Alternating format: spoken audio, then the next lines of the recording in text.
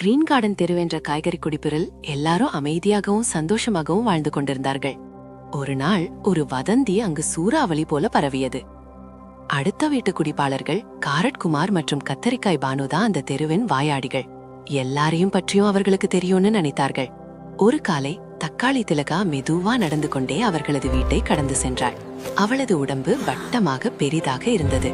காரட்குமார் கண்களை சிமிட்டி கேட்டான், ஏ பானு, இன்று தக்காளி ஏன் இவ்வளவு உருண்டையாக நடக்கிறாள்? கத்தரிக்காய் பானு அதிர்ச்சியுடன் சொன்னாள், ஐயோ, உனக்கு தெரியாதா? அவள் கர்ப்பமாக இருக்கிறாள். காரட்குமார் கையில் இருந்த இலை டம்ளரை கீழே போட்டான். கர்ப்பமா?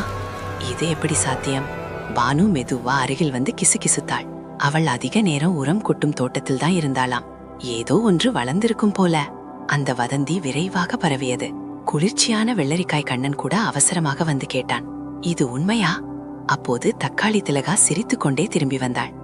ஏன் எல்லாரும் என்னை பார்த்து இப்படி சிமிட்டிக் கொண்டிருக்கீங்க? காரட்குமார் தைரியம் சேர்த்து கேட்டான். திலகா, நீ கர்ப்பமா? தக்காளி சிரித்து சிரித்து கண்ணீர் வந்தது.